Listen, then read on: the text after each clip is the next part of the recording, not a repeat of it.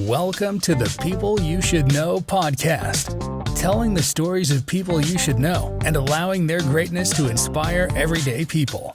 And now, here are your weekly hosts, Danny Ferry and David Farwell. Hello and welcome to the People You Should Know podcast. I'm your host, Danny Ferry. Alongside me today, as always, is my co-host, Dave Farwell. For our first-time listeners, we want to invite you to subscribe to the podcast on YouTube, Spotify, iTunes, Amazon Music, Stitcher, or whatever platform you are using to listen to this right now. Dave, try to say that 5 times fast. It's tough. Also, be sure to sign up for episode alerts by joining our mailing list. That way you know when new episodes drop. Don't worry, we won't send you junk. We are only looking to add value to your life. So head over to heydouyouknow.com and sign up for those episode alerts. That's heydouyouknow.com. Dave, how are you doing today, man? Man, I'm doing well. It's been an exciting day. I've lived on Zoom so far for my entire morning, but very thankful to be connected to so many people across the globe. Zoom can be a good thing in moderation. Man. But so I have a question for you before we get into kind of a story from my morning. Do you have any recommendations for people how to get over Zoom fatigue? Because I am one of those people that during the pandemic, like I was on Zoom so much that like I would see a Zoom invite and I would just want to like thrash the computer. I just couldn't take it anymore. I was tired of virtual meetings. Yeah. Well, I will say 2 things that really freed me to not have a negative attitude towards Zoom. The first is take a walk. Yeah. Oh man, just get outside and decompress, let your brain reset, so that you can bring your best to the people who deserve your best when you're on your next call. But the second thing is that I've really come to protect my schedule. So gotcha. I have 2 days per week where during the work week where Zooms are not permitted. And they are just completely blocked off. If you got something you got to tell me, you better bullet point it because we're not getting out of Zoom. And those 2 things have been tremendously helpful for me to continue to be at my best when using online platforms. Nice, man. Yeah. Like, since the pandemic has there are some people who may say we're still in a pandemic. I tend to believe there is nothing really at this point we can do. So have you seen your Zoom usage go down, or is your Zoom usage the same because you're meeting with people all over the world or all over the country? So it's almost become like a necessary tool. Yeah, it really has become. I mean, my marketing agency and the ministry that I'm a part of are both international in their nature. And so it's just going to be what it is. And I do appreciate that the world has opened up to us more because of that tool. And it's not really on anybody else to make sure that we're, protected in that regard from that Zoom fatigue or just feeling weary of it. We've really got to step back and look at ourselves and figure out what we can do to make sure that that we're, available to this world that's opened up to us. Yeah, absolutely. So my morning, I had a networking meeting this morning, and then afterwards, I don't know if you've ever had this, Dave, but Laura and I were driving back from up in the Harrisburg area on the infamous Route 83, and we were just driving. We didn't hear anything hit the car, but all of a sudden, my windshield cracked. So we had to try to get a hold of somebody to fix our windshield, and so. I would love to talk more deeply about this topic because I believe that we are in an era of price gouging right now. And it is super infuriating. So yesterday I went to a well-known glass store that replaces windshields, and they gave me a number that like literally made me sick to my stomach when I asked them about replacing my windshield. Wow. And thankfully, and this is just kudos to the power of networking, a few weeks back at my networking group, we had a gentleman who visited who happened to come to people's houses and replace windshields for them. What? So I got, Come on. so I got this price from this well-known glass company, probably in an area near you. There's probably one. And I was like, no, I can't do this. So I went online. That's my next thing, right? I went online, checked it out. And then I remembered that I had a conversation with him and he had told me that about what he does. And so I sent him a text message and said, hey man, this is the price I got. Like, do you think you can match it? Can you beat it? I'd love to give my business to a small business local to the area. And so he ended up getting back to me, and it was the cheapest price that I was able to get. And I'll just say it was roughly almost $300 cheaper than this major company that had quoted me. Wow.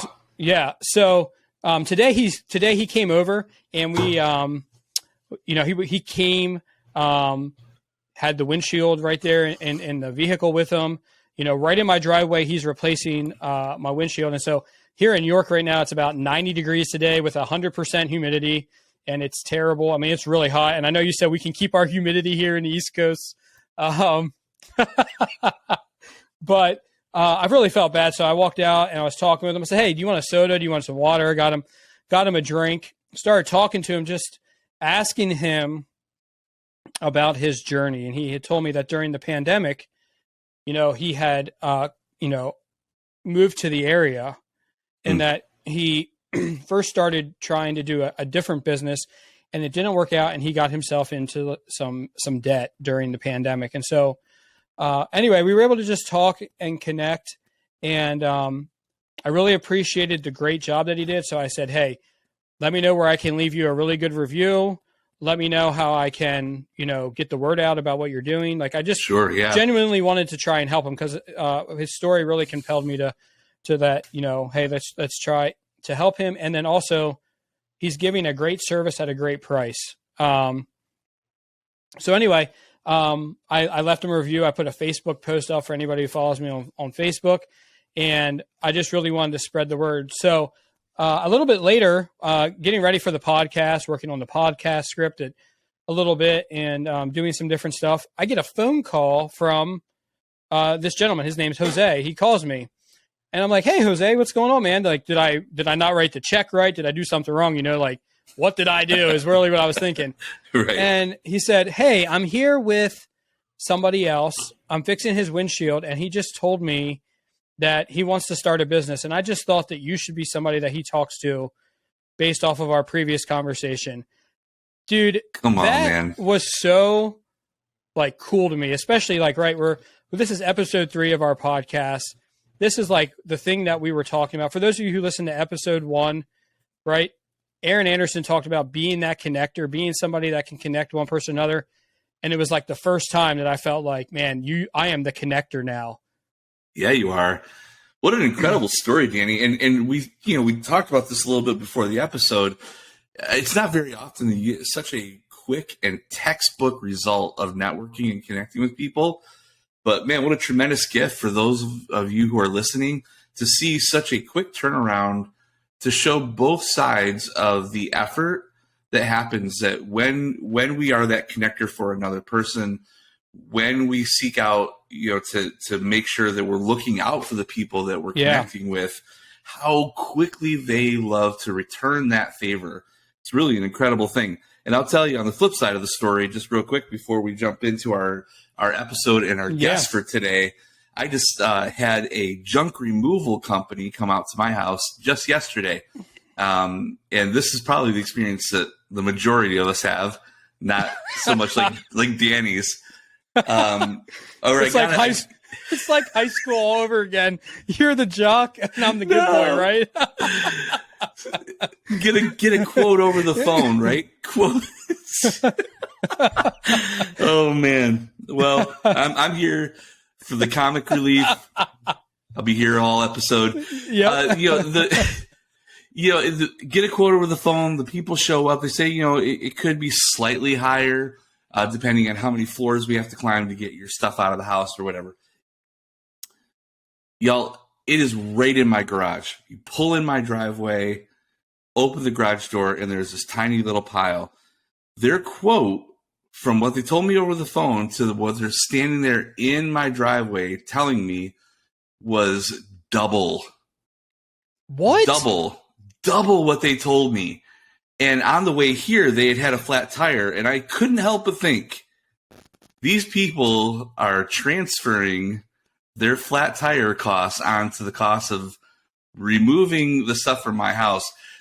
Look, they didn't really know who they were dealing with when they decided to double the cost.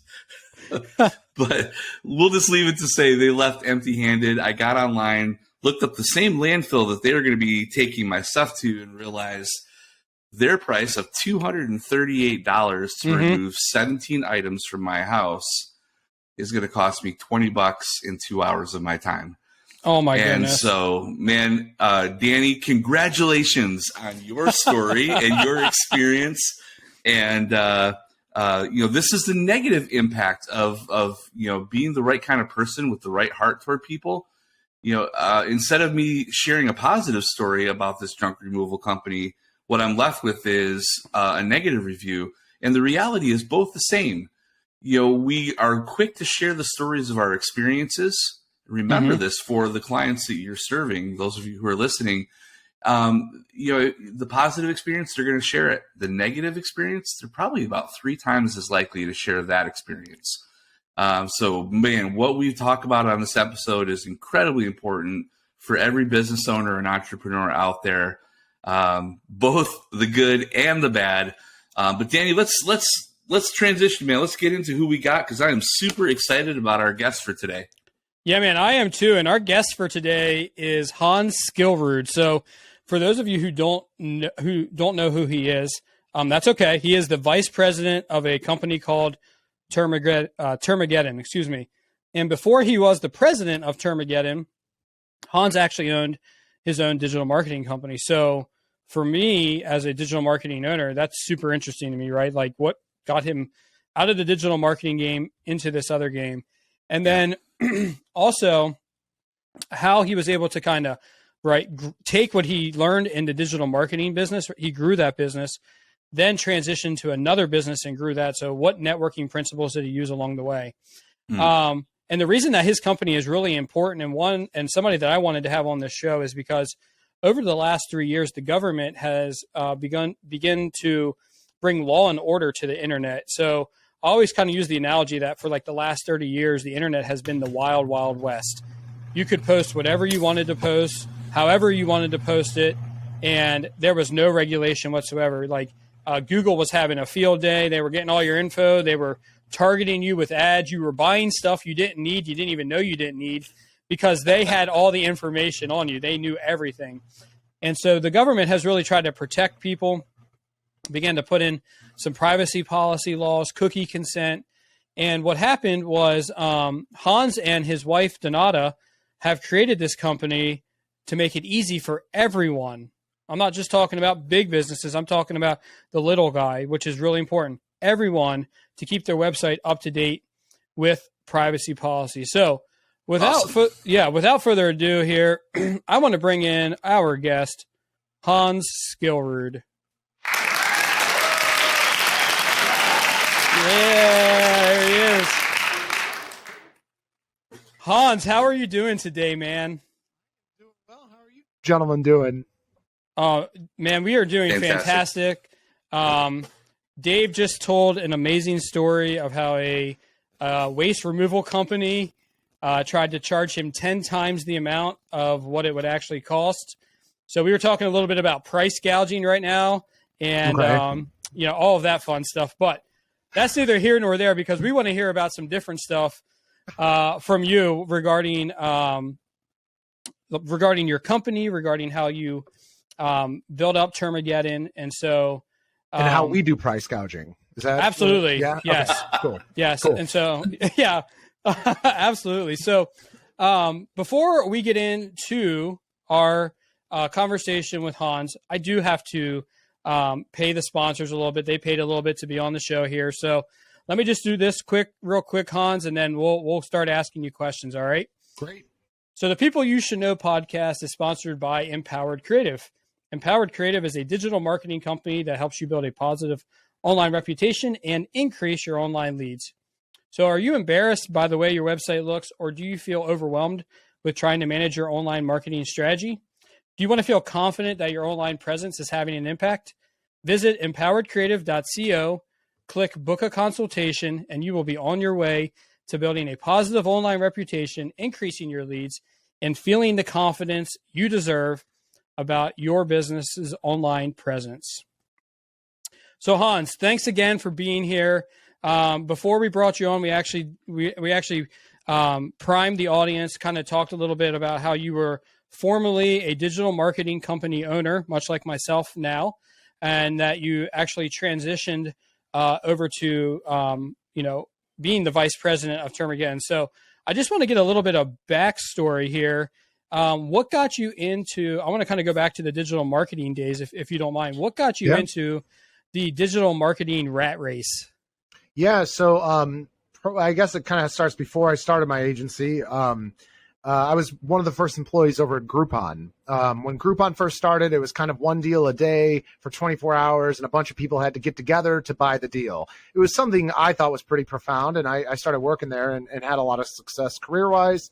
It was great. Groupon went public, and I felt like we started to cannibalize our own market, meaning like we were forcing small businesses, instead of doing a 24-hour flash sale where a bunch of people had to get together, it was like, no, you're just going to discount yourself more than 50% off, and we're going to take a big chunk of that revenue, and you're going to be making pennies on the dollar. And I just disagreed with that business model. I felt like we were screwing over small business owners, and that's when it kind of dawned on me that there needed to be kind of a helping hand, someone to actually like help people who do great things just be able to communicate that better online.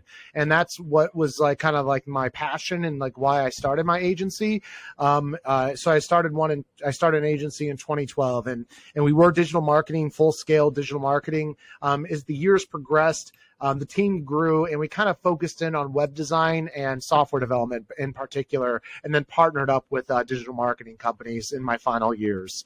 We offered everything under the sun, digital marketing wise, and then we ultimately closed down into web design and into app development. So did you close in on the web design part because it was the most profitable, or did you actually have something that you did in the digital marketing realm that you liked the best? So digital marketing wise, we tried to launch a niche focused product. It was called Game Time Bars. It was actually a pretty cool idea. We called sports bars. We figured out what frequency they have like specials. So like every Monday we have 25-cent wings. So we figure out all their weekly or monthly specials, and then we would tie it up to their sports teams they show on their TVs, like for games, like football games, basketball games, and everything. And we basically tied sports games with your specials, and we would deliver Facebook posts. So like, hey, it's Monday Night Football. Come cheer on the Bears as we eat 25-cent wings. So it was a really clever idea. And it worked. We got a couple hundred bars signed up with us, but then Facebook changed its algorithms overnight, and our business completely crumbled. So from there, it was kind of like, feeling like figuring out what's our next step. And our team, we did some website projects on the side as we kind of got things going, and it was actually more so the team enjoyed web design more than anything else, which is why we decided to focus on web design. So before you got into digital marketing, what were you doing? Is this what you went to school for? The digital marketing technology, the online space just kind of find you? What was kind of your trigger moment when you got into technology and specifically the digital marketing space? Yeah, so I really enjoyed school. So like I was actually one of those weird people who like got good grades and like really kind of worked hard and like really enjoyed getting good grades. And I ended up being a chemistry major, not because I liked it, but because I like got good at answering test questions. And that it was taking an entrepreneurship class in college where I realized, like you can have passion beyond just being like getting right answers. You can actually find something you enjoy. So it was one entrepreneurship class I took over a summer that I was just like, okay, this is absolutely what I was born to do. I like creating things that help people in small ways or big ways, I would say. And so that was kind of my first taste of entrepreneurship. Oh man, here we go. I'm going to share it. I patented a drinking device back in my early 20s. and got it into Spencer's Gifts. Spencer's Gifts used to be big. I got into absolutely. like 10,000 stores. But I made a couple bad business decisions at that young age, and I unfortunately had to shut down that business. Very unfortunately, it was a successful product, but I just wasn't running the business correctly. And long story short, I needed a home to find an actual career. Found it at Groupon. I was very successful as a salesperson there. Ultimately overseeing a sales team of about 120 people, leading new endeavors and stuff with the Groupon team. And then, deciding to sell my stock and start my own business was kind of like really where I felt like, okay, I'm going in full mode with what I want to do with myself. And that's what got me into just wanting, it just comes back to my core, just wanting to help people. And it seemed like digital marketing and online presence was an easy niche to get into. And as I'm sure we all know, it's an easy niche to enter. It's a very difficult niche to survive and like actually start thriving in, which I lost a lot of hairline figuring out. So. Yeah. Well, it's funny because I'm in the digital space, so I know you've been out of it. You're working more on the privacy policy, the regulation side. But from the time you got out of it till now, what have you seen change the most? In terms of the digital agency space? Yeah. So and I'd be happy to talk about my digital agency days for the record. But what I've seen after I sold my business, which was, to say the least, a very difficult decision I had to make. Yeah. After selling that and going full-time Termageddon, making like $50 a month MRR, that was some very scary initial months. Really what I am seeing on my end is the regulations. We're seeing regulations come into our industry, whether we like it or not. And I'm personally an advocate for it's time to stop pretending this stuff is like, don't downplay it as a web agency. You need to embrace it, because if you don't embrace it, it's just going to keep piling up and keep getting worse, and you're going to be dragged down. It's just like embracing new technologies. I think people in our industry have to embrace new regulations. I think we're going to see more and more in accessibility and more in privacy. And more in consumer protection laws. I'll note that too. That's like terms and conditions, stuff like that. Sure. And you're so right, Hans. And we could look at it and wish that it wasn't the case, but it is just the reality. And you spoke a very important principle there for those who are in the digital marketing, web design agency space. That it's really important, if you're going to stay in that space, that you just really have to embrace it and learn the new rules and adapt. So that's a huge principle for anyone who's an entrepreneur, for sure. I want to go back though so you have this transition, you sell your stocks, you head out into this space of starting your own agency. Always a great question for our listeners to hear the answer to when it comes to how exactly, here you are, this brand new thing. It's essentially like looking at a blank canvas, right? And now you're going to start something new. How did you grow that business? What did that look like for you as you were getting started? Yeah, so I remember it very vividly. I was sitting in my apartment, getting more and more broke by the minute went by. And one thing I'm not afraid of is picking up the phone and calling people. So that is the one thing I did. I started picking up the phone. I had kind of like I put a PDF together of what I do, and I would call sports bars and be like, hey, we offer social media management services. I didn't have an app. I didn't have anything other than my time to exchange for money. And my second phone call, the guy's like, well, I don't need social media. I got that, but can you build me a website? And I'm like, of course I can build you a website, as I'm like Google searching, how do you build a website? So I guess my takeaway from that is like, I listen to customers. I listen to people and like what they need help with. And that's a double-edged sword. And I'd love to expand on that shortly here. But That's how I started. I kind of just listened to what people wanted, and I started executing on those things. And I didn't bill correctly for my time, which is, as we all know, a whole separate conversation. but I charged whatever I charged. I probably don't even want to share it if I remembered, but like $350, for like a 40-page website, something ridiculous like that. And I remember still looking at like, okay, do I build a WordPress or a Joomla website?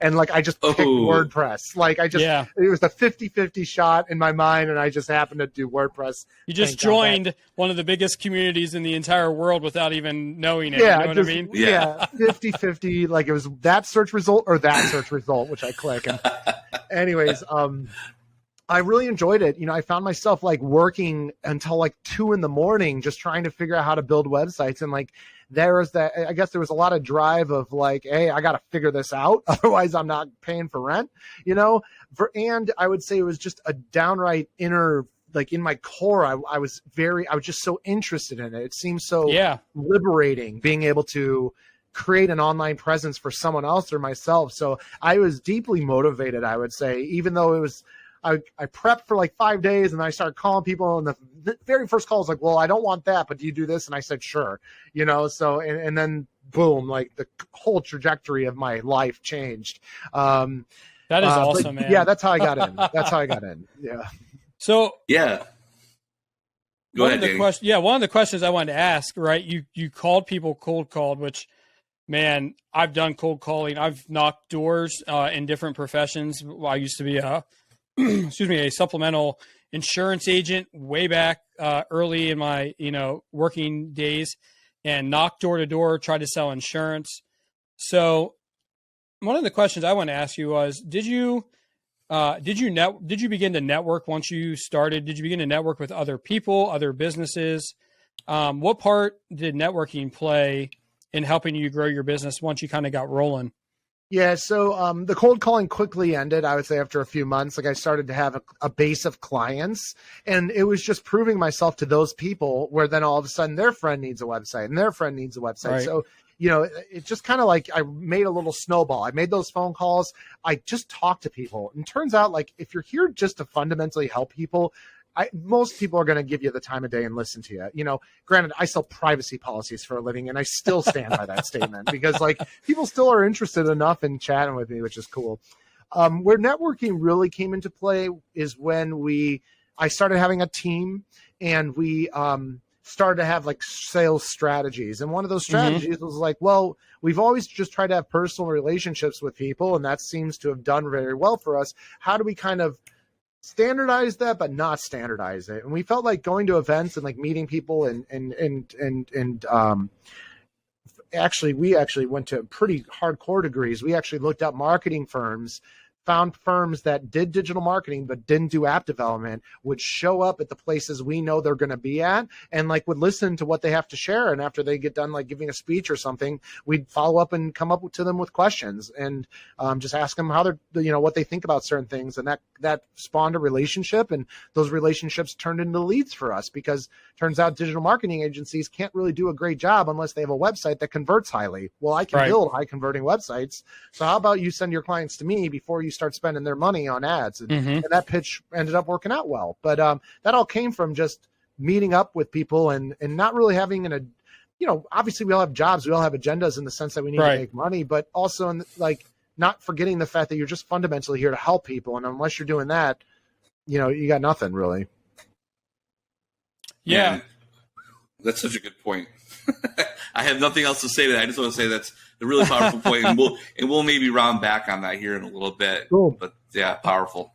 Hans, I wanted to go back to the part where you said you listened to what people wanted, because believe it or not, my first exposure to you was through the Josh Hall podcast.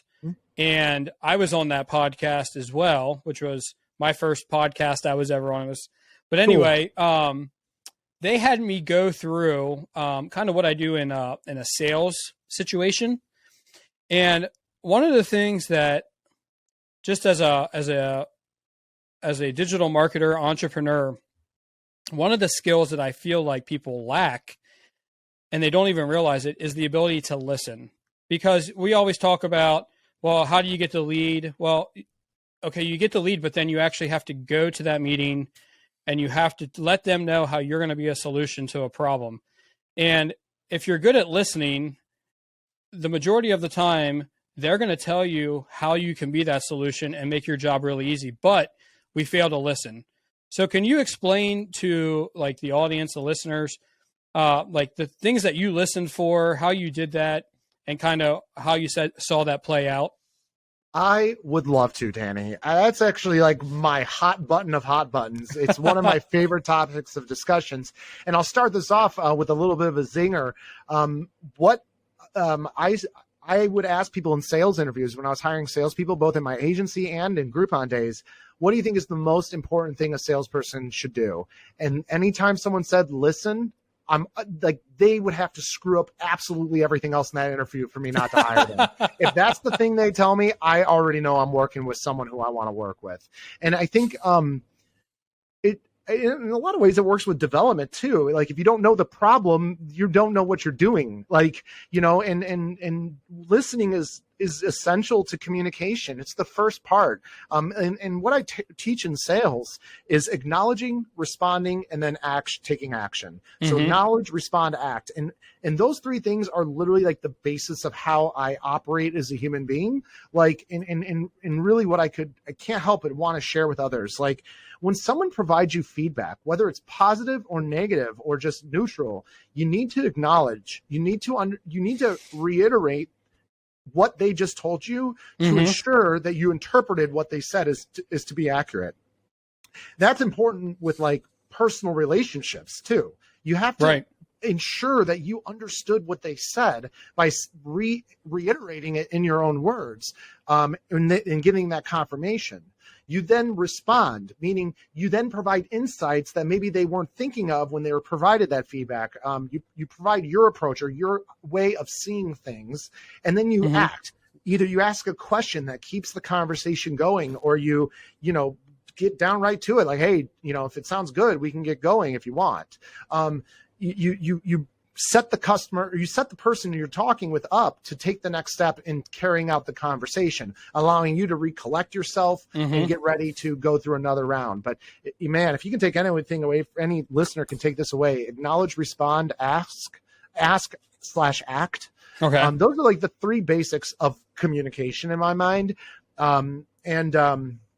I think about this example. I just put this in my training doc, which is like the weirdest thing. But I was saying, like, let's say you've had a couple drinks Saturday night, and the next day you're with some buddies, and like, hey, let's go to Cracker Barrel. And like one person's like really hungover, like, I don't want to go to Cracker Barrel, like it's too busy.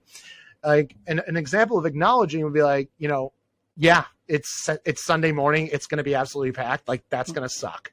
So you've acknowledged. Like, that being said, I need bacon in my stomach right now. And I'm pretty sure we can ask the Cracker Barrel people to stick us in the back. And since it's just us two, we should be seated a little more quickly. What do you say? I get you in that car, I'll drive, and let's get to that Cracker Barrel. So like, granted, that's like kind of manipulation, so that's probably not the best example, but it's supposed to be a fun example. Right. That's like a fun way of kind of explaining like just how easy it is to like let people know, hey, I'm feeling the same pain you're feeling. I understand where you're coming from, but here's what I can do to help alleviate that pain or alleviate that problem. And what do you say? You ask a question or take some action, propose a plan on how to fix it. So it's really just trying to solve problems, but first verifying that you understand where they're coming from. And that's what listening is. So it's really interesting that you said that, because I'm sitting here thinking, you said about how like, oh, well, that might be a little bit manipulative, but I'm actually sitting here thinking, in some ways, for those of us who have experienced the pain of certain situations, and it allows us to have true empathy in those situations, like maybe we shouldn't look at negative things that happen in such a negative light. Maybe we should look at it as an opportunity to relate, so that way we can actually like acknowledge people and then be able to respond accordingly. For sure. I mean, someone complains that like, someone's like, I didn't understand how to embed the term again privacy policy code on my website. I don't get it. And I can just sense like a little bit of frustration in the email.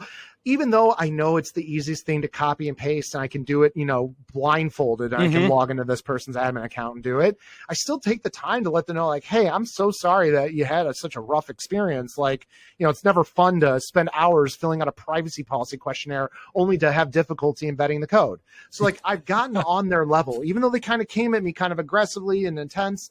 I get on their level and just be like, look, I'm a human. I understand how that's super frustrating. And I'm so sorry you went through that. Let me help you fix this. Here's the step-by-step video I made for you, So like, it's just, I don't know. I think, taking empathy and utilizing it, it's kind of communicating empathy, like letting them know that you understand where they're coming from. And what's great is sometimes you interpret things, and when you acknowledge and reiterate what you thought they just said, turns out that's not what they said. And they actually meant something different. So it prevented you from going down a hill, or going down a route that you should not have gone in the first place, as it's not relevant to the conversation. So acknowledging also ensures that everyone's on the same page. So I guess I'm speaking more to how do you react to listening, but absolutely. It's the core essential component of that. If you're not listening, you have no chance at acknowledging. So. Yeah, absolutely. These are like the things that I think that sometimes, and it really agitates me if I'm being completely honest, that some people just have the natural knack, and then others of us have to learn how to relate in that way because we're just not naturally wired that way. Yeah. Dave, I feel like you're somebody who's kind of naturally wired to be able to do that, and I'm not. So it's something that I've had to learn how to do. Would you agree with that? I fully would. It goes really back to the story we were sharing in our pre-launch episode, where you used to get really frustrated with me, or at least a little perplexed as to why in the world my entire day was full of meetings. And yet here we are kind of full circle. And the reality is, those meetings, those relationships that we build, I'm just going to kind of just commend you on something here real quick as we're sharing this, that it is so very evident at the very core of who you are that you truly are. You're not just someone who says it's about helping people. There's something that just kind of exudes from you that, like, that is my life. That is what I do. It's who I am. And I'm just going to carry that out. So it affects how I listen. It affects how I lead my business. It affects everything that I do because you kind of carry that as a core value, which I think is just absolutely phenomenal. Cool. Well, thank you. That's probably the nicest compliment I've received in years. So I'm going to try not to turn red here for anyone watching. That's very nice. Thank you. And yeah, I would say something it's natural that comes to me. I do naturally just I just don't want people to be sad. Like, I really just want people to be happy in life. And like, if I can be one little small part of that, like, awesome. Like, let's do it. Like, but there's cons to people like me, which is that I can get myself into a situation where I'm burning the midnight oil for nothing. I mean, because like, the problem that I have as a person is I don't get paid for my time. I don't want to, like, I always think about how do I take care of myself last. And like, that's a very big problem in entrepreneurship. Like, you actually need to be valuing your time and like thinking through that. So, don't get me wrong. There's certainly cons with, just always wanting to make sure everyone's always happy. Like, you're definitely you're going to burn yourself. So like, I think like, Danny, you have struggles. You mentioned like doing what I just kind of said. Kind of comes naturally to me, but I have struggles with like just overdoing things for customers and like not taking care of myself. And that's a recipe for burnout. That is an absolute recipe for burnout. So, yeah. Awesome, man. Well, listen, I want to transition into the new business and what you're doing now, which is Termageddon. So I was on your website. I was reading a little bit of the backstory, and I find it extremely intriguing, man. This is a great story. I wish that I wish that I would have like read this earlier or whatever. But tell me a little bit about how you and your wife, she's now your wife, but you and your wife first met to discuss creating Termageddon, and kind of like how you guys met and what those like first interactions were like. Yeah. So I was looking at buying an agency. So there was an agency up for sale in Chicago where I work, and I was interested in buying them out. And their COO, who's now my wife, and their attorney.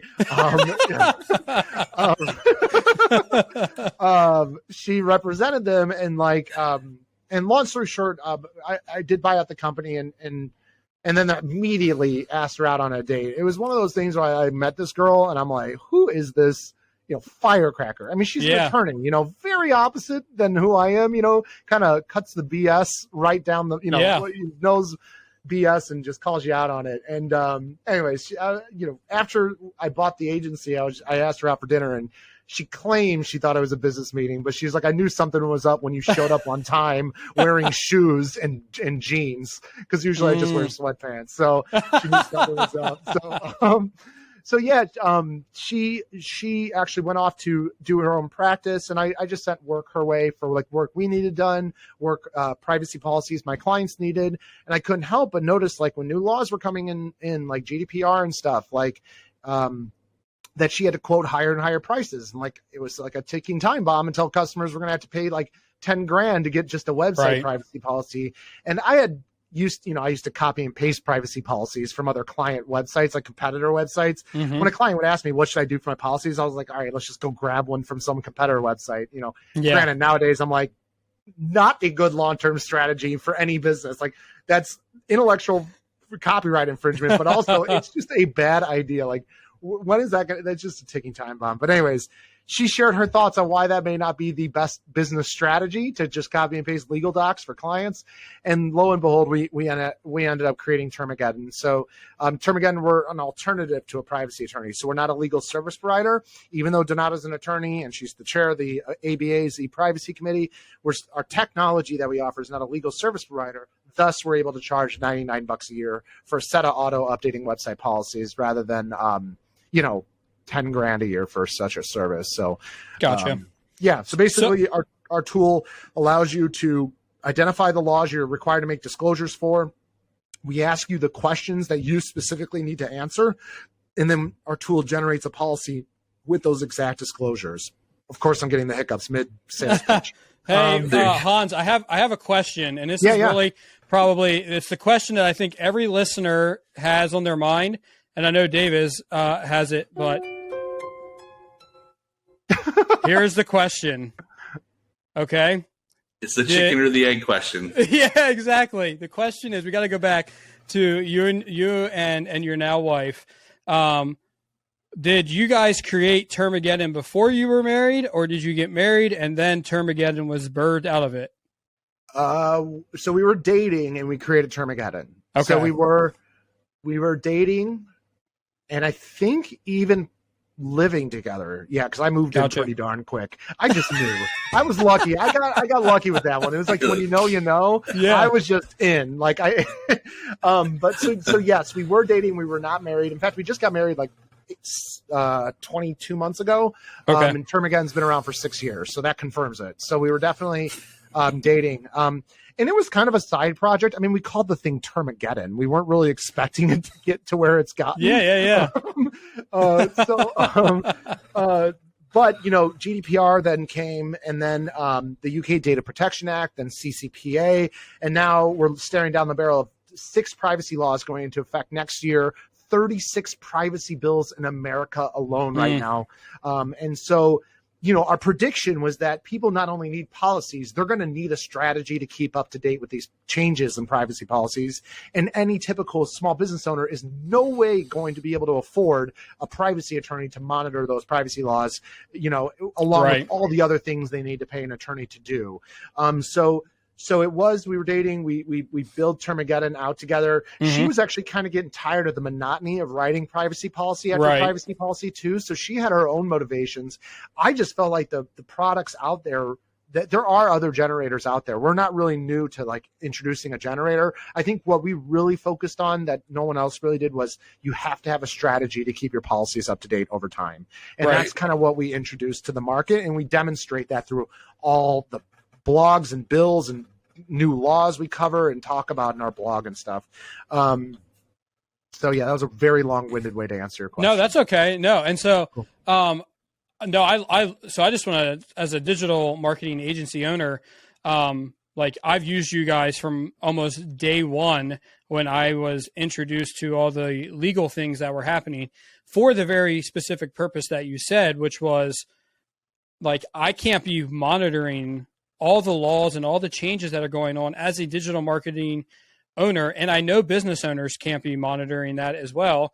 And so that's why I began, like, originally, I always tell people, hey, it's part of my like website maintenance package. When you get the website maintenance package, you get these privacy policies. And if the state, like I live in Pennsylvania, if the state of Pennsylvania and or any other states that you do business with, if they have a privacy law that goes into effect or changes, you are going to be protected. And a lot of them at this point, because all of the laws are so new and everyone's been so conditioned by the internet being the wild, wild west, they're just kind of like, hey, okay. But like, it is important because as soon as they get some type of love letter in the mail, the first person they're going to come to is me. It's the web designer. Exactly. Yeah. Exactly. Yep. And that's, yeah, I think that's so true. And that's the glaring writing I saw on the wall and like why we set off to build Termageddon. And nowadays, we provide web designers and digital marketing firms like free documentation where you can get it documented, where you explain to customers, hey, just because I built a website for you that may collect names, emails, or other types of regulated data, that doesn't mean I'm responsible for your website policies. You are the one responsible for your policies. You can choose to do nothing. That's fine. But you should sign this waiver acknowledging I'm not responsible no matter what route you choose. Yeah. So I think that little document or just any other means to communicate to the fact that, hey, you're responsible, not me, for your website policies. Awesome. And like, let them, and I think it's really that simple. They just need to understand that, because I think, who else is going to tell them other than the web designer? And you might think a law firm. Well, from what I can tell, law firms don't want to deal with privacy either. I think that's why we have so many using our platform. They don't have the time to keep up to date. It's a very niche expertise that just so many people need, I guess, is the way to put it. So. Yes, Hans, great answer. Thank you for that. And it really ties into where we want to head with the next question, because here, one of our primary focuses with this particular podcast is not only do we want to inspire people, but we want to help people to understand the importance of networking and connecting, as well as giving them tips and practices on how to best do that. And so, what type of, when you started Termageddon, now here you are, you're pretty much on your like third iteration of like business experience, right? You got the girl and you're heading into the horizon here. And so what type of networking did you do now with this particular business venture to get people to know about that, for you to get to know people who would need this? What did that look like to tell people about this awesome product that you were providing? Yeah, so unlike my agency, which was industry agnostic, like I would service anyone in any industry, Termageddon, although we could service anyone anywhere, our business model was focusing on offering digital agencies and web design shops a free license forever for their own website so they can try us out and hopefully consider recommending our solution to their clients. So I kind of had like a 1-2 punch there, which is, hey, I can make money, but I'm only making it if you take what I have for you for free and you love it, and then you decide you want to start recommending our solution. So that was kind of my pitch. But the difference between my agency and today's day with Termageddon is that because I'm niched down, I know exactly who I'm trying to talk to. I am trying to educate as many web agencies and digital marketing companies as possible on how they should look at website policies and how they should stop running away from it and embrace it. So I guess I would say that when entering into networking this way, I kind of defined a pitch. It's not like I sat back and like defined a pitch. I just naturally like, this is what I want to sell to people. This is what I want to offer to the world. And this is what I, as an agency, would accept as an offer. Like, okay, I will take something for free to test out. And if I like it, sure, I'll recommend it. So going with that kind of like, I guess it's like weapons going to war, that's my like toolbox going to do carpentry, whatever the analogy is. I had like my messaging I wanted to share, and I started reaching out to people in the community that build websites, people in the community that talk with digital agency owners. You mentioned that you saw me on Josh Hall. Right. I reached out to Josh. I was like, hey, Josh, like I've watched a couple of your podcasts. I seriously wish I knew that you existed while I was running my agency, because I could have learned a lot more and lost a lot less hair, like had I just listened to a couple of your episodes. And I, so that, I guess that's a form of acknowledgement. Like, hey, I'm contacting you. Yes, I got a sales pitch, but like, I'm first letting you know, like, I like what you see. I really like what you have to offer. And I explain why. I don't just say a standard, I like what you offer, because that's not real acknowledgement. That's artificial, and people will read right through that. So, right. So basically, I just kind of shared my passions. Like, I'm passionate about what you're doing. I kind of noted some things, and here's what I'm passionate about now. Do you think your audience would benefit with some educational material on what website policies are, and like how and why they need to have a strategy to keep those policies up to date, and how to educate their clients on website policies? And like, that was like, oh my gosh, yes, I absolutely want that. So I guess like this time around in networking, I kind of had just a real compelling reason for people to want to chat with us. Like, hey, this is something I know is important, but I have no idea what it's about. Yes, please come educate my entire audience on this thing. So like that kind of has been what allowed me to kind of get with more of the, like, influencers that are in our space wanting to give us the time of day so that we can have their audience walk away with benefits. So, and I don't know if that's networking so much as it is like kind of like education and business development kind of all summed up in one. But, it led into other opportunities where now I go to like events that these like influencers have, like Troy Dean with MavCon. Like I'm going to San Diego in 2 weeks to attend his event. Like, and I can't wait to just hang out and talk with some agency owners and all that stuff. And, it's kind of like there's infinite possibility when you network because, well, I took out an agency for drinks 2 weeks ago. He told me he's wanting to buy out an agency. And just earlier today, I had an agency saying, hey, I want to sell my agency. Do you think anyone would want to buy? I'm going to connect those dots because it's easy. It takes me less than 30 seconds. And I know someone who wants to buy and someone who wants to sell. Like, okay, I'm going to connect those dots. So, but because I do those little one-off things, I'd imagine I'm going to have a long-term bond with that person, even though I'm not doing it to have a long-term bond. I'm just doing it because, hey, I just want to help fix some problems on both sides. I think it's that constant, of care and attention that you put into these relationships. And it just has, like, I guess, good karma, like good karma kind of comes back to you. But it doesn't work if you're like seeking karma, if that makes any sense. So you can't seek it; you just do it, and then and then you can be happy that you did something nice, and anything else on top is is bonus. So it's that's really interesting that you say that. I wanted to ask real quick as far as the networking. Man, there's so many interesting things that you're saying. I got like 4 follow-up questions that I could probably ask right now, but I want to try and stay on the networking question just for a second. So primarily what you did was you connected digitally. You primarily were doing like digital networking. And then what happened, and just tell me if I'm right on this path, you did a lot of digital networking, which then led to in-person networking where you actually met with people. Is that correct? That is correct. Yep. And then they were in events and just like one-off, like, hey, let's go get drinks or dinner or something like that. Yep. That's awesome, man. So like one of the things that, like I'm often telling people, new business owners, entrepreneurs, is there are some in the world who would love to do away with like in-person networking if they could do it because of the, it can be uncomfortable. It can be scary. Not everybody feels good about just walking up to a stranger. But as much as I'm a digital marketing agency owner and I understand the importance of that, I am such a huge proponent and also in in-person networking as well. So I just think it's really interesting how you've done it because honestly, to this point, you're one of the first people who have successfully networked digitally and then converted that into the in-person, where a lot of people do the in-person stuff, which then helps them to be able to market maybe more in a digital way. So do you have any like specific tips or tricks that you could share with us about how you did that? Yes, I do. And maybe, I don't know if this is going to be popular or not, but this is just what worked for me. It was because I niched down, without a doubt. So during my agency days, because we were industry agnostic, we would service any industry. We would go to more broad bland networking events where everyone does everything and there's not really a soul to it. I don't, and I hope that doesn't come off the wrong way. That's just how I felt.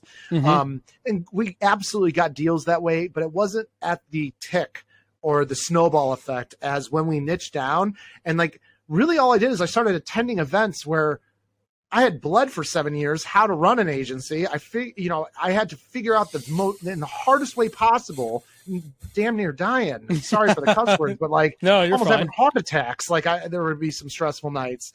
And that, you know, kind of, it changes you a little bit as a person. And so because I niched down, I went to niche specific events. So, and I knew what everyone was talking about. So we were all speaking the same language. And I think niche specific events where you understand the industry, or maybe you're a beginner, but at least you know you're a beginner and that's how you carry that conversation with you. That for me was the absolute game changer. And what I've taken away from it is like, the more niche down you get into an event, the more likely you're going to have very unique, very profound conversations and relationships with people, because you feel the same pains. Like, I mean, you know, you could go to any WordPress event and be like, yeah, my client last week said, can you make the logo bigger? And every single person like, oh my gosh, like, oh, the client who needs a giant logo in their top of their website. Everyone knows that client, you know? So and can you make the logo bigger? It's almost become a meme in that space. And like, you know, and like, it's just, I'm going to make one right now. Yeah. Yeah, huge logos. Yeah. I think it's like those little things, like where if you're in a niche networking event and you know that industry, or at least have a decent enough knowledge, you're going to find it much easier to relate to people, much easier to bond with people, because it's not like as fake as like, you know, because there could be a lot of fakeness that comes with some types of networking events. And I think that's what causes the uncomfortableness. Wow. Super good. Honestly, Hans, I feel like we could stick with you. I'm going to let you know right now, we're probably inviting you back for maybe a bonus session that we might offer to some of our listeners to just do some practical things instead of talking more story. You know, from time to time, we're going to be offering really just more of like almost like a whiteboard session to say like, hey, you know, here are some things that you could just use as best practices. Some of the stuff that you're dropping here is just incredibly good and really comes, like, to tell from just years of refining and learning for yourself. And so thank you for sharing that with our listeners. Well, guys, we're going to just give Hans a chance to catch his breath, or maybe we got to catch our breath. He's been sharing some incredible stuff. Grab a quick drink, or he was sharing with us about his dogs before we got onto the episode. So hopefully they're behaving well. But before we jump into the next section, I'm going to talk a little bit about our second sponsor for today's show. The People You Should Know podcast is sponsored by Axe Token. Axe is a brand new cryptocurrency and NFT built upon principles that are really unprecedented in today's financial market. Axe is here to help you build legacy and generational wealth while also performing acts of kindness that change the lives of orphans, widows, and survivors of abuse. To visit them and learn more, visit www.axetoken.com. Hans, we have really been talking a lot about networking, and Dave and I have asked this question. It is a staple of our podcast. We asked this question there have been different questions for everybody, but this one we asked to every single person because we are big believers that it is through people and relationships that our greatest potential is unlocked. So I wanted to ask you, and outside of your spouse, so we kind of say spouses aren't allowed in this because they're definitely the people that unlock some of the greatest stuff in us. But outside of your spouse, who is the most important person that you've met professionally that you feel has unlocked your greatest potential? So it would be my spouse, but I see that's off the item list. So that makes it a very good question. So we have a primary investor who has kind of put his faith into me back even when I was running my agency. He invested into me, and very different than me. I'm much more like, loud, outgoing, passionate, kind of person. He's like, it sounds bad, but calculated, Yep. and like very collected. And he is way better of a listener than me too. He is from like logistics, and he can understand the complex nature of a privacy policy generator. You know, we don't share it often, but I genuinely believe we have the most comprehensive generator in the world, without a doubt. And we're able to explain to him very particular, you know, details and he gets it. He like understands it. And that has always inspired me to just chill out more and like listen more. So, you know, it kind of brings us back to the beginning of the conversation, but sometimes I get so excited to want to help someone. I like can sometimes like close myself off from even listening, and like the ability to just be so calm and collective and like hear people and like you respect that person and they respect you, and like that bond is something I know that it's rare, and that's I guess why I appreciate so much. Yeah. But you know, he's been a sounding board for me for 10 years now. He's seen me go through very difficult times, very successful times, and everything in between. And so I think this individual has helped me understand that listening is the most important thing you can do in any relationship, even when you're opposite people. And that, and if you truly listen, you can understand quite complex things that maybe you didn't even have a remote idea of 30 seconds prior to the conversation beginning. Yeah, that's awesome, dude. I would just give that a giant like thumbs up, amen. You know, I think that is super important. I found that to be true in my life too. Probably I can really relate to what you're saying about listening. And although my wife would probably argue that sometimes I need to listen better, which probably all of our wives would probably say the same thing. It has been an area where I have grown. And so I catch 75% of what's being said now instead of only like 20%.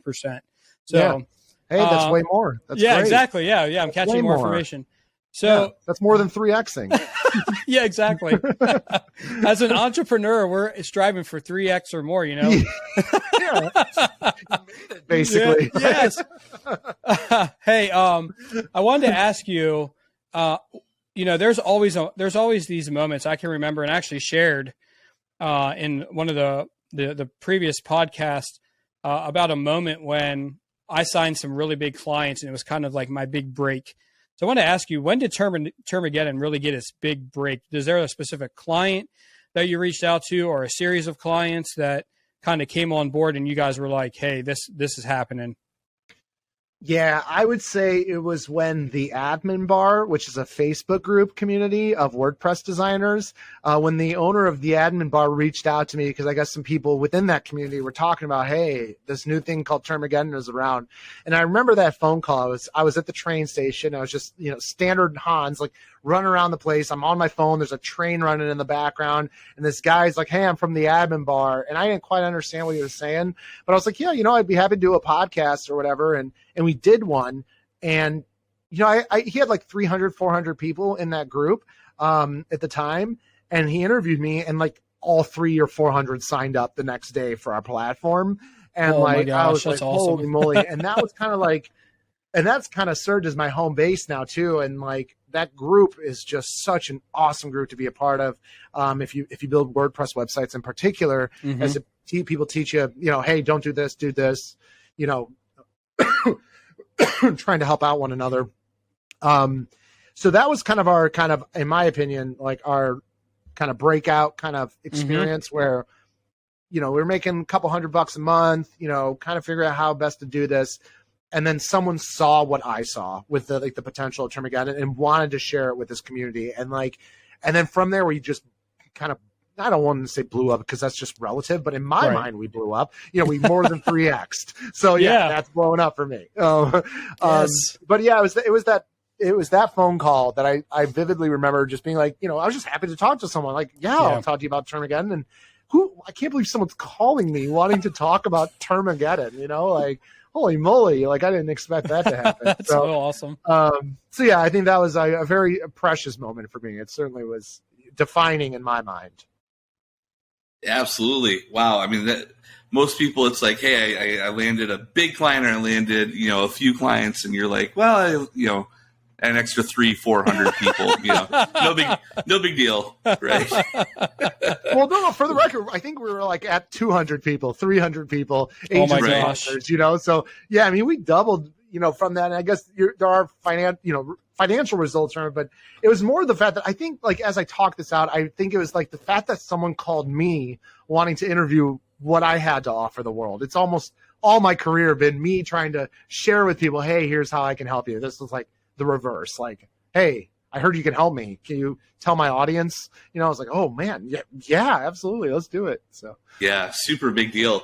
And I think that speaks a lot to you just being not only really good at what you did up to that point, as far as listening, making sure that your message and what you were sharing and what you were providing was so consistent and clear.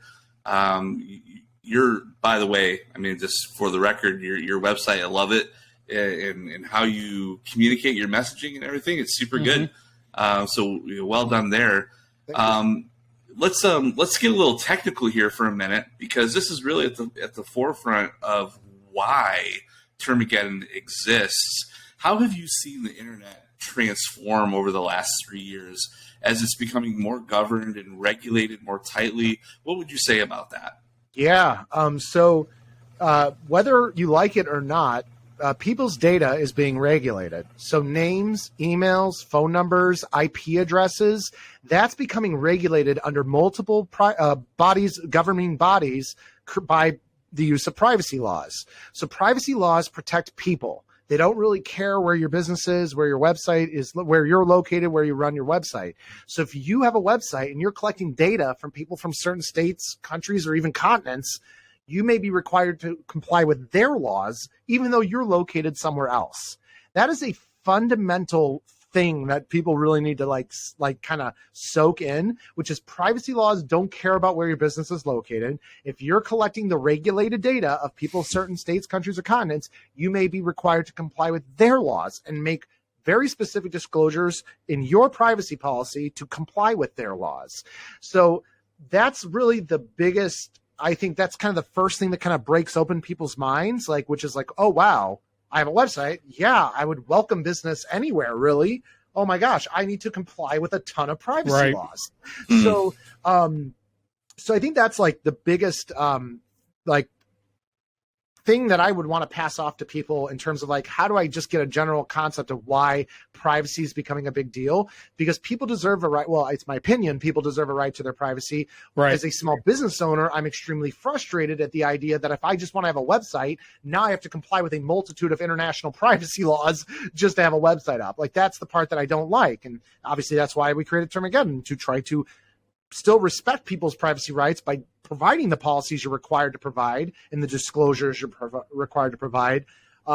And therefore you get to support privacy still and still be an advocate for it. Because I have yet to meet, I've met some people who are like, well, I don't care about privacy because I don't really care about, I like getting ads that are targeted towards me. Like, yeah, me too. Like, of course I like relevant ads over non-relevant ads. Like, what we're talking about here is like the foundations of the future in terms of people going online. And if we don't have privacy rights as people, man, it's going to be like a spinning wheel, and you get to spin the wheel and find out which Black Mirror episode we're going to live out for the rest of our lives. like privacy is worth fighting for. And hopefully tools like Termageddon can help small business owners continue to have an online presence without feeling like they're just being regulated down to nothing. So, yeah.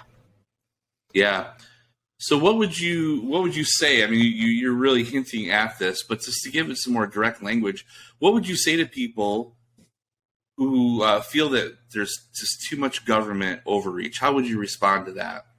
So, well, I think we would have to cut that down a little bit, because government overreach, that can go into many different segments. Right. So let's talk about it in terms of privacy, if that's all right. So government overreach in terms of privacy, I believe that privacy laws are being created because the government are listening to its people who want privacy rights. So they're creating these laws to protect and regulate that data. Now, there is definitely a school of thought that's like, well, governments want to make some extra revenue off of Facebook and Google and, all the big players that are harvesting data and selling it off to the highest bidding advertiser, which I could understand that side and certainly see from the fines that have been issued. Yeah, they like to typically target big ticket items and like target, companies for hundreds of millions, if not billions of dollars in fines. But I would definitely argue that there's absolutely a growing number of people that value privacy more and more.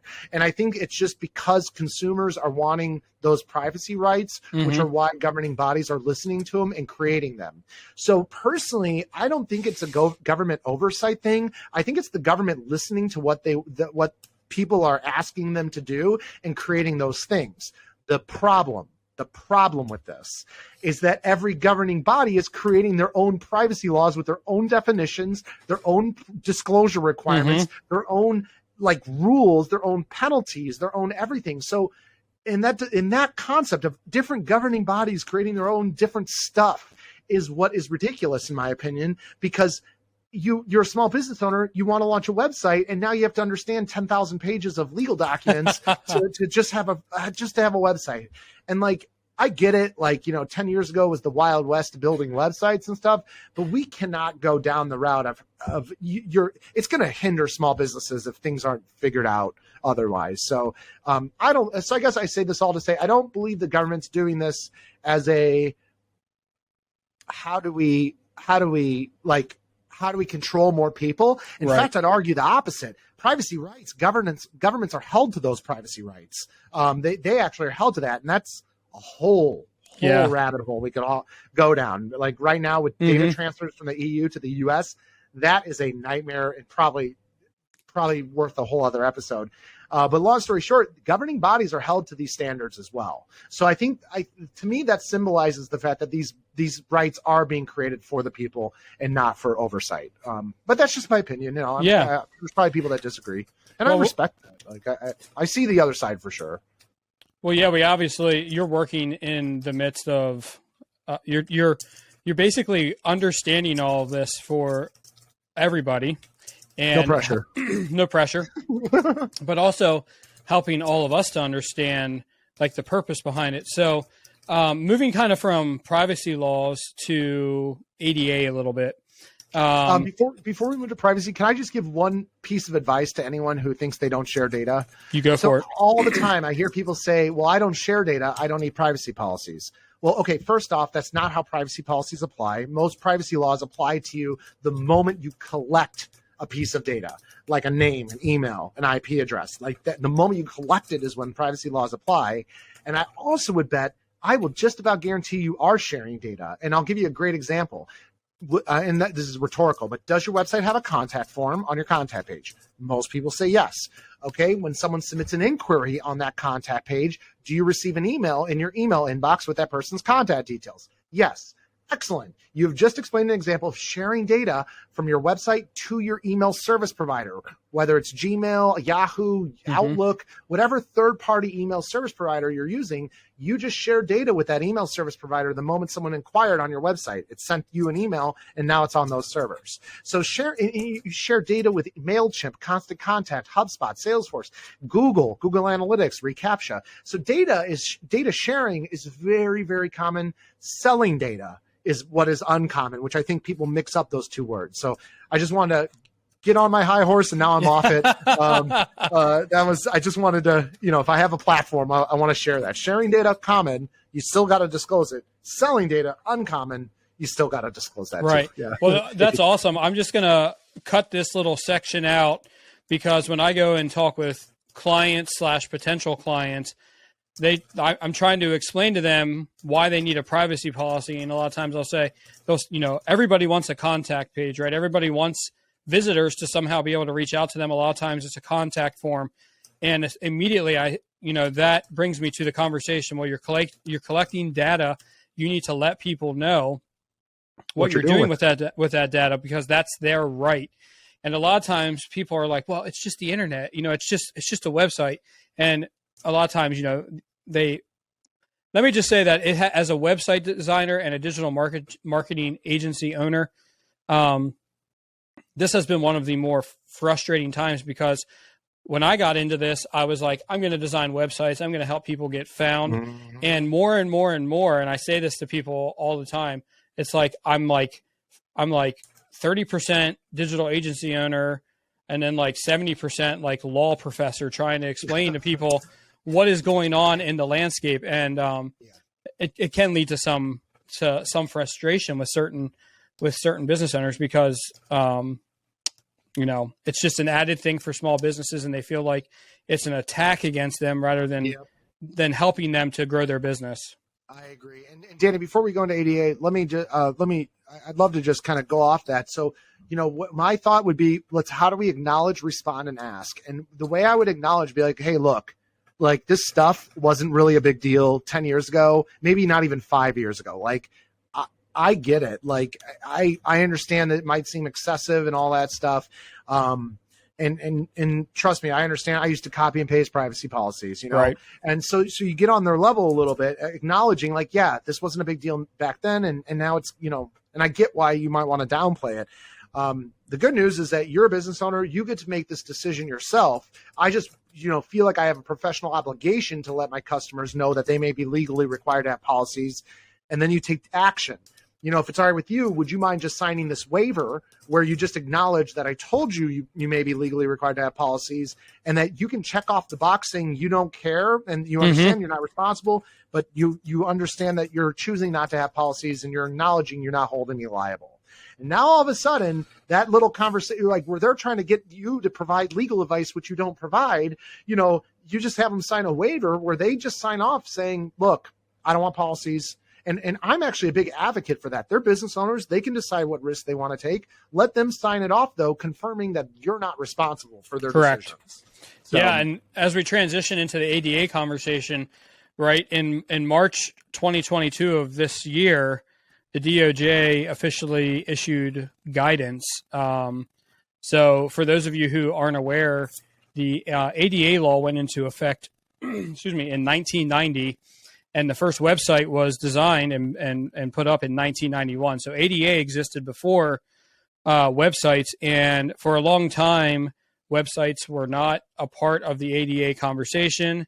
So the first question I have that I wanted to ask you on this, Hans, is what do you make of the timing of the DOJ issuing this essentially right after the COVID-19 pandemic kind of had hit its crescendo, and now we're coming out of it? Okay, so I first want to note, I live and breathe privacy. I don't live and breathe accessibility. So Sure. I know that they're in the web space, those are very two common things that get put together. I obviously talk a lot about it, but I would not consider myself an expert. So I just want to note that. So as for timing, the DOJ coming out just after COVID, well, we do know that with COVID, more people went online. More people started creating, their own businesses and stuff like that. We saw that with like Squarespace. Was it Squarespace's financials? Like just a giant boom in like online presence, people going online and stuff. As I understand it, accessibility kind of as I understand it, it breaks down onto like even a per state level in the US. Like Florida has its own rules. New York has some stuff coming out. California has some stuff. And then there's W3C. That tends to hold the standard of it.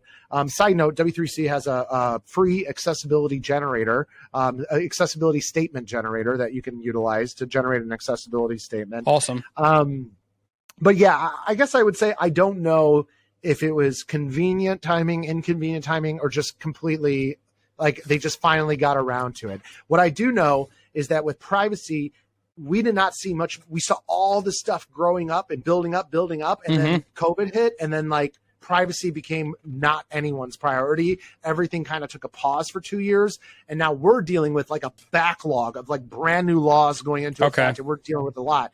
So using that as an example, my guess would be that maybe it was something they wanted to address. COVID happened, priorities changed, and now that COVID's kind of on its tail end, they're now getting going with the rest of the stuff they wanted to get going with. So that would be but that's a pure guess. Like, right.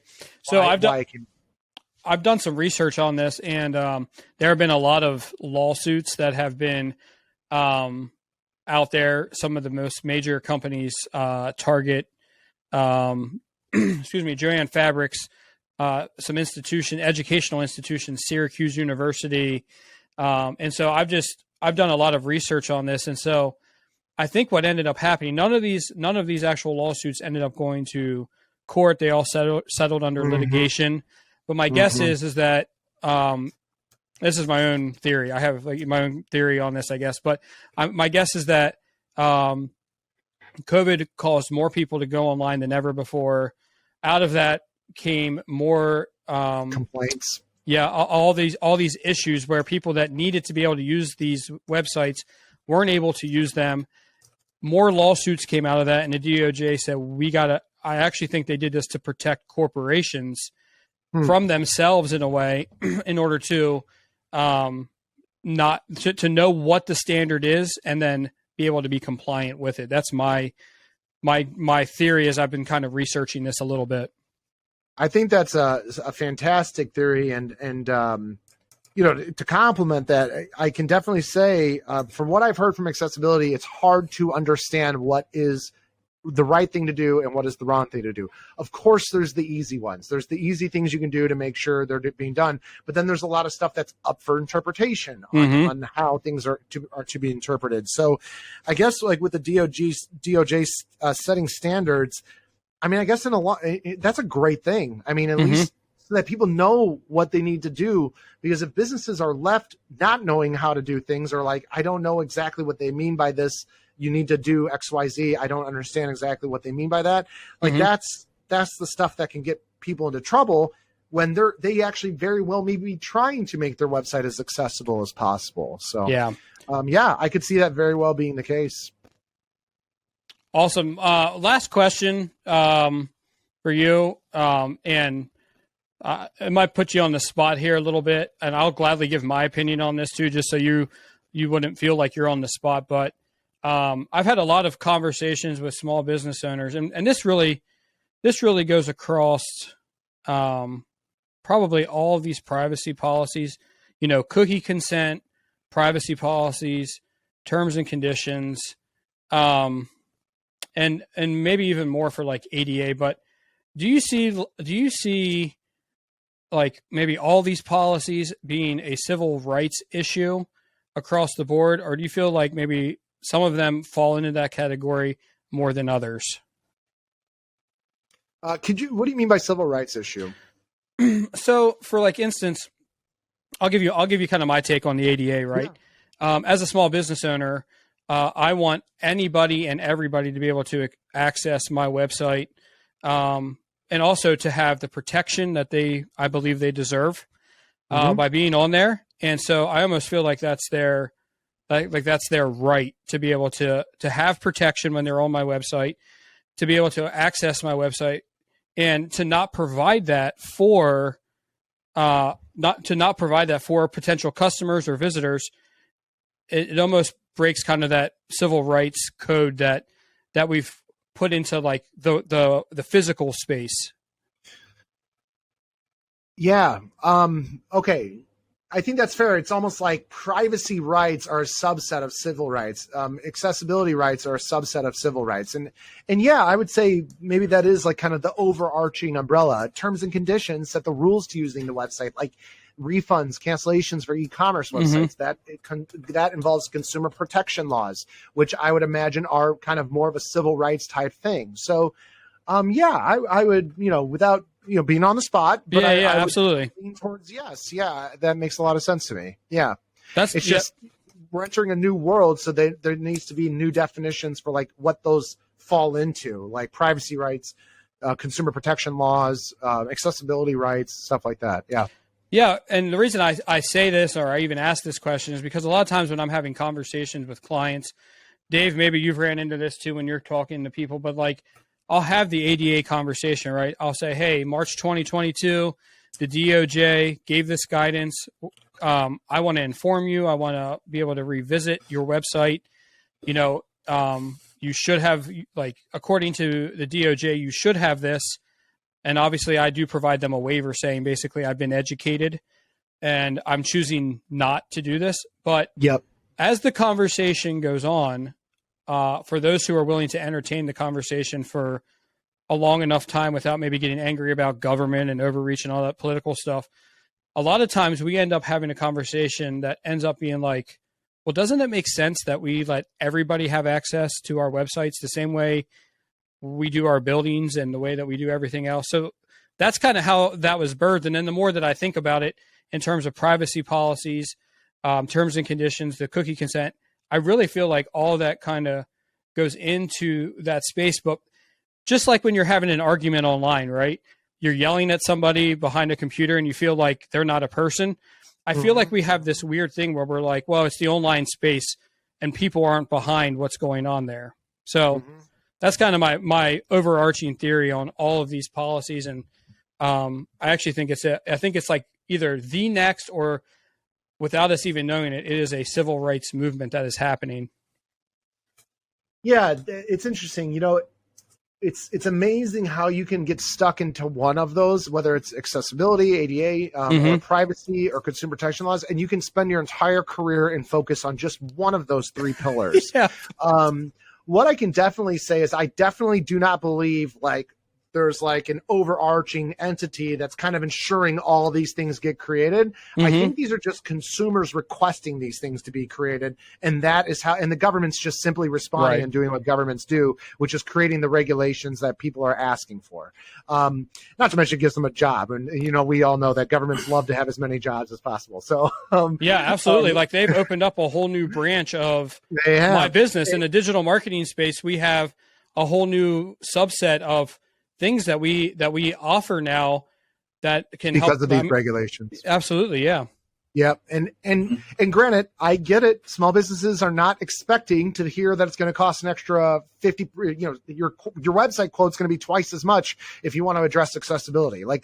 People are not ready for that type of statement, and I think you're doing it great, which is having them sign off where they acknowledge you're not responsible for their compliance. That's, in my opinion, the best practice one can do, because, hey, look, if you can't afford to pay for compliance needs and things like that, that's fine. Being your contractor, I need you to at least acknowledge that I told you that I'm building this under this pretense and that I'm not doing it wrong or something. So I think your approach is great. And I think that's what we're going to see for the time being. I think right now we're all, to a certain degree, kind of scared. What is the future going to entail? Yeah. How is accessibility, building websites with accessibility in mind, going to be this dreadful experience again and again? I bet 10 years from now, there's going to be solutions where it's like every website by default comes with privacy in mind, comes with accessibility in mind. I think that's going to be the standard 10 years from now, but we're figuring that out together right now. And it's hairy and messy and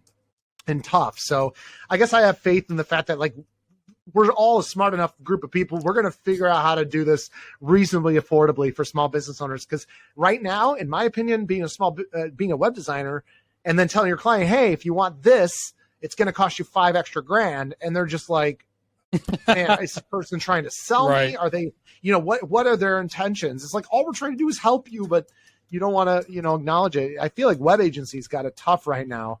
But I think that time will go. I think that time will pass. And there will be tools and technologies that make all this stuff a lot easier. So agree. Yep. Well, guys, we have definitely gotten in the weeds. We've talked networking. Dave's laughing at me. He's like, holy cow, this went deeper. But I've done a lot of homework on this, but we went through networking.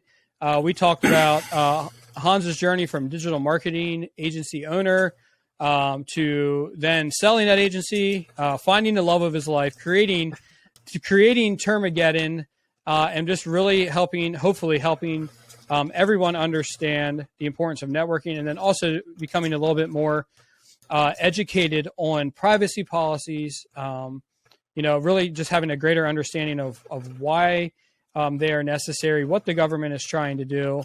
And Hans, I just wanted to give you a couple seconds here. How can people reach you if they have questions, this is definitely a conversation that can be confusing. So how can they reach you and where can they find you at? Yeah, absolutely. So twitter.com/deepspacehans is always a fun one. You can also shoot me an email, Hans, HANS, @termageddon.com. If you're interested in some auto updating policies, great. Check us out. $10 a month, $99 a year. We have lots of resources in our blog. We have a YouTube channel, I think. Yeah, of course we do. Yeah, with tons of good videos. more than welcome to email me. Happy to answer any questions you have.